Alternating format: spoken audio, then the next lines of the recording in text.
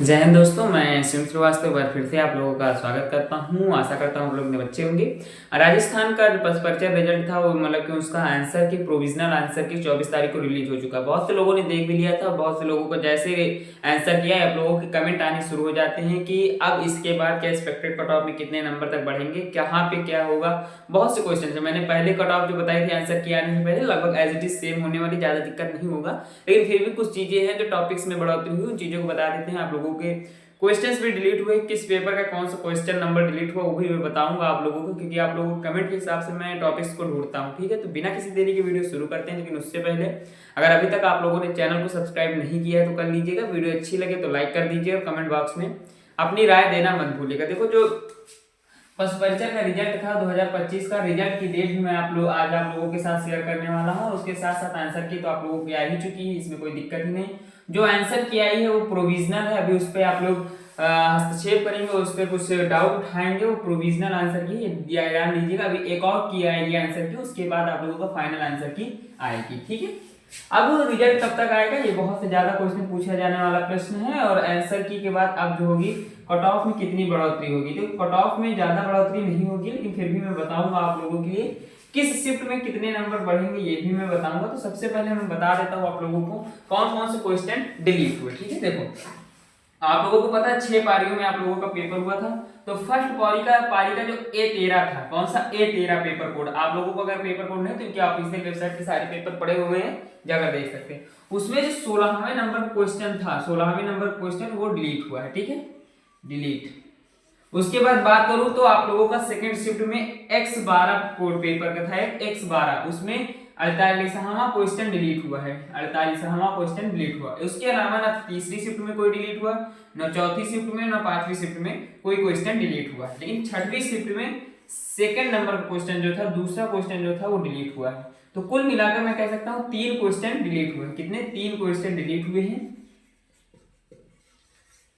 अब इन 3 क्वेश्चनों में क्या होगा, या तो इनके नंबर निगेटिव करके सबको दे देंगे, बात वही हुई, सबके उतने नंबर बढ़ जाएंगे, या फिर इनको डिलीट कर दिया गया, इनसे इनमें 0 नंबर दिया जाएगा। दो में से एक काम होगा। ये आंसर की पर कोई इफेक्ट नहीं डालेंगे, आपके नंबर पर कोई इफेक्ट नहीं डालेंगे, क्योंकि आपको भी पता है जो शिफ्ट में क्वेश्चन डिलीट हुए हैं उन्हीं शिफ्ट वालों को फायदा होना है, अदर शिफ्ट वालों को कोई फायदा नहीं होना। अगर नंबर बढ़ेगा, डिलीट होता है तब भी आपको निगेटिव मार्किंग करके बेसिक मार्क दे दिया जाएगा। बेसिक मार्क मतलब क्वेश्चन के हिसाब से मार्क जो होता है वो दे दिया जाएगा है। अब एक्सपेक्टेड कट ऑफ की अगर मैं बात करूं आप लोगों से, सबसे पहले अगर मैं बात करूं यहाँ पर जो कि कट ऑफ में बताऊंगा रॉ कट ऑफ है। ठीक है, रॉ कट ऑफ में ये ओरिजिनल कट ऑफ तो जब तक आएंगे नहीं तब तक किसी को पता भी नहीं चलेगा। लेकिन फिर भी कुछ चीजें थी, कुछ क्वेश्चन थे आप लोगों के जिस प्रकार से डाउट आ रहे थे उस हिसाब से मैं बता रहा हूँ। जो जनरल का जाएगा वो 110 से 120 तक जाएगा। ठीक है, और उसके बाद जनरल फीमेल में 105 से 110 तक जाएगा। उसके बाद ओबीसी की बात करूं तो 105 से 115 तक मेल में, और उसके बाद फीमेल में बात करूं तो 100 से 105 तक। ईडब्ल्यूएस की अगर मैं बात करूं तो 100 से 110 तक मेल में, और फीमेल की बात करूं तो 95 से 105 तक। ठीक है, 95 से 105 तक। ये जो भी कट ऑफ है बहुत से लोगों को कम लग रही होगी, बहुत से लोगों को ज्यादा लग रही होगी। कम उन्हें लग रही होगी जिनका पेपर नहीं अच्छा गया। ठीक है, जिनका पेपर अगर अच्छा गया तो उस कट ऑफ से संतुष्ट होंगे, जिनका पेपर नहीं अच्छा गया वो यही कहेंगे कि कट ऑफ कम जाएगी। ठीक है, क्योंकि आपको पता है जिनका पेपर नहीं अच्छा जाता वो अपनी अपनी शिफ्ट को इजी बताते हैं। जब मैं इजी और हार्ड शिफ्ट का कोई भी क्वेश्चन लेकर आता हूँ तो उसमें यही बताते हैं कि आपको कैसे पता इस शिफ्ट का, क्योंकि उन्होंने उस शिफ्ट में पेपर दिया होता है। कोई भी जिस शिफ्ट में पेपर देता है अगर उसका पेपर अच्छा नहीं गया है तो वो यही कहेगा कि इस शिफ्ट का पेपर अच्छा नहीं था, मतलब खराब था या हार्ड था। ठीक है, एससी की बात करूं तो 100 से 105, 100 से 105। अगर फीमेल में बात करूं तो 95 से 100 तक जाएगा इधर।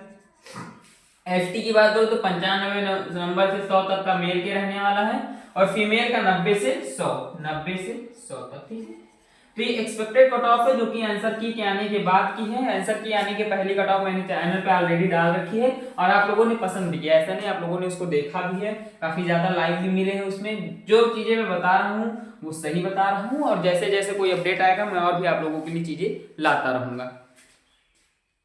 लेकिन फिर भी कुछ चीजें हैं जो आप लोगों को जाननी चाहिए। अब देखो बहुत से लोग कह रहे थे रिजल्ट कब तक आएगा। अगर मैं बात करूं आप लोगों से रिजल्ट के लिए तो आंसर की आपकी 24 तारीख को आई। ठीक है, 24 को आई।